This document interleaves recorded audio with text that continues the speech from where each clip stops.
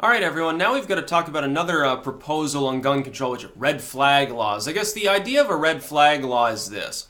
If someone's like acting like a psycho, they're not doing anything actually illegal, but they're just generally kind of out of it, like maybe they're turning into a lunatic, is the idea that another person can actually file and try to have them disarmed, I suppose, because they might be a threat to themselves and others.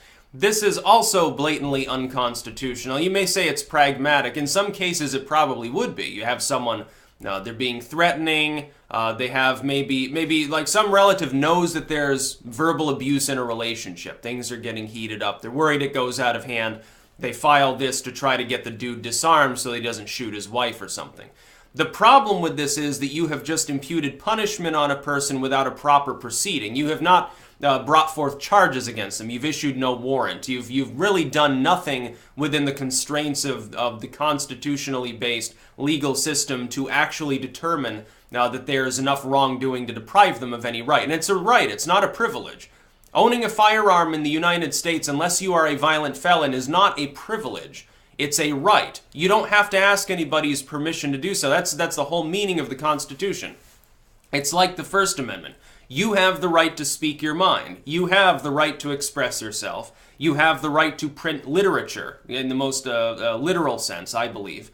That extends to the online world. We're still trying to work that out as a culture, whether people should have the right to speak freely through the mode of communication generally used to speak on now. But you have the right to scribble a note at least and, give it to another person or post up a billet or erect a stump, as long as you pay your permit, which is also unconstitutional, generally in the most literal sense. You have the right to give a speech or whatever. Red flag gun laws, though, are blatantly unconstitutional. In the same sense, it would be like saying that a person, they're acting erratically. They might say something that's illegal, therefore we're going to put a zipper on their mouth to prevent them from potentially committing slander or a credible threat. Or they're acting a little bit odd, so society has the right to preemptively disarm them. You could use this exact same reasoning to say, oh, well, it's okay that we bombed this other country that did not attack us. Sort of what we do in foreign policy these days, since we haven't had an actual war in quite some time, technically, since Vietnam. Now, it's okay. We hauled off and bombed them back to the Stone Age, but, we kind of thought that they might be a threat to us. We kind of think that Iran's threatening, so we're just going to go and preemptively, bomb their reactor and this missile bases. No, what that ends up doing is it gives credibility to their claim then, if they attack you, of self-defense. What this would generate is an odd scenario where the state would be acting in a tyrannical enough fashion where if someone refused to give up their guns and then technically commits a crime in killing a person who's attempting to disarm them, whether it's a family member, a cop, or whatever, some agent shows up at their door, as a technicality, it gives at least some degree of moral and constitutional weight to their argument of, hey, I'm defending my rights. Because this itself is unconstitutional. By the way, if ever there was a situation where the implementation of some legal maneuvering would lead to jury nullification, this would be beyond, I think, even the drug war. The number of people who want to legalize what would generally be classed as simple possession of narcotic substances is presumably considerably lower than the number of people who are like, no, you shouldn't be able to take away someone's fucking guns just on a whim. Just because some judge says, okay, well, this family member feels worried, that's evidence enough for us, so we're taking your guns pending a warrant to look into your behavior to see if we're going to class you as mentally ill and take your guns away. This, by the way, this would go hand in hand with that argument. If Trump were to implement all these things, or any other politician, so that you could essentially, a family member could say, well, we're gonna have their guns taken away, have them looked into, and you also had a total arbitrary determinant of whether a person could or could not own a firearm anyway based on some, again, totally arbitrary, not entirely scientific classification that they're mentally ill, a subjective societal standard that doesn't even hold true in many countries. Look, there are cultures that say, well, you're hearing voices, you're blessed by our deity. They wouldn't culturally even consider it an illness. They'd consider it a blessing. Oh, this person's got depression. Well, drink some chamomile. Smoke weed, would say the ancient Scythian. This person is angry all the time. Well, they'd make a good berserker, says the ancient Norseman. It's a totally subjective determinant. It has nothing to do with the Constitution. So I would say that's unconstitutional. And it would be so easily abused.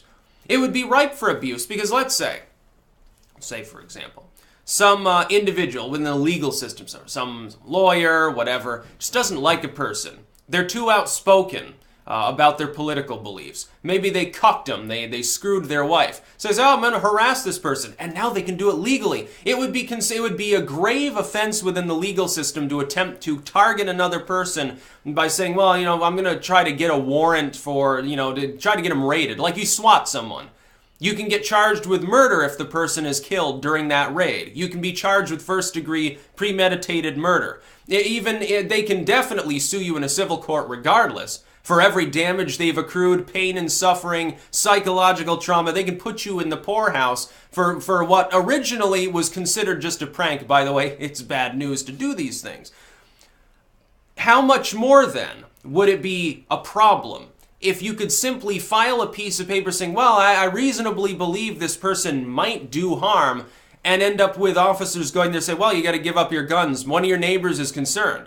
So you're saying that you don't have the right to bear arms anymore. It's contingent upon your behavior as witnessed by your friends, your family members, your neighbors. No, what this will do, it'll be the same thing as trying to suppress people, censor them online for having like fanatic opinions.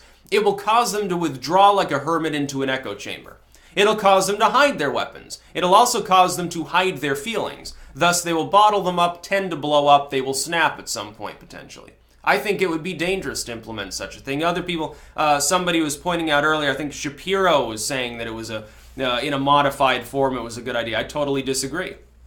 I think that people should be open about things. We need a more open and transparent society. People can talk about their feelings, they can feel like things are being addressed, they can speak freely, and they should be able to exhibit that behavior. Other people then are responsible for determining whether they want to associate with or be around that individual. If you've got a case where someone's beating their wife or kids or something, that's a criminal complaint. Yes, they can be arrested for that. Not just disarmed, arrested for those things. You can get a restraining order, but the fact that somebody else says, well, they're angry or they harassed me 10 years ago, I've got a restraining order, doesn't negate their Second Amendment right. No, they have to fall under, there are certain criminal classifications where people can be disarmed. Personally, I think it should only be for violent felonies or repeated significant violent misdemeanors, and it should be a temporary span of time. Perpetual punishment is explicitly banned in the Constitution. Explicitly banned. I think that it's absolutely unconstitutional to disarm a person simply because they happen to have been a felon. In some cases, you're not even talking about a violent felony, by the way. You're not talking about, oh, they killed someone. Oh, they raped somebody at knife point. No, we're talking about, money laundering or something, some white-collar crime. They stole a car. Well, did anyone get hurt? No. It's not exactly a violent crime. They didn't try to run somebody over. They were just trying to do it for money reasons. I wouldn't prevent them from owning a firearm. No. There's no reason to believe that they're going to use it in an offensive fashion. For some of those crimes, it's a crime on like burglary or something. They're probably trying not to end up firing a shot. They get caught if they do. They're trying not to get killed at the same time. And they're certainly not carrying an AR-15 around where they're going to rob people of their property. It's just not going to happen. It's just crazy. So no, I would stand against red flag gun laws if Trump proposes them. It's unconstitutional and every state should stand against them. Some people are saying it's still 4D chess. Like he's trying to make a really top-heavy anti-Second Amendment maneuver here so that then courts can strike them down and make it clear that those forms of gun control can't be used. I don't know that that's a great idea, though, because if it goes to the Ninth Circuit, it might find that it's actually constitutional. And you don't yet have a conservative enough court to guarantee that the Second Amendment prevails and survives intact through the Supreme Court at the moment. Wait until Ginsburg kicks off, then go ahead and go wild with feeding cases to them specifically to get a predetermined, pro-second outcome. If that's really the reason why, that's funny. That would be hilarious. The NRA, by the way, would love it. They would be laughing all the way to the bank. By the way, it's funny. United Air, which I've always used, has decided to boycott doing business, I guess, with the NRA or something. So I'm announcing I'm no longer going to be using United Airlines. Not that it's a big loss. I mean, there are more than a few airlines in the country.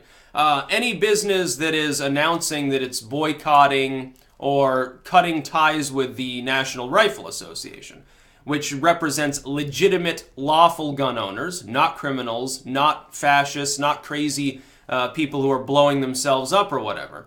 Anyone, any business that is breaking off with them, I would break off with that business. Thankfully, if you look at a list, it's like, what was it, Rent-A-Car, Enterprise, and some of these groups, like, who cares? Who even uses half these companies anymore? They're like vestigial. That's about all.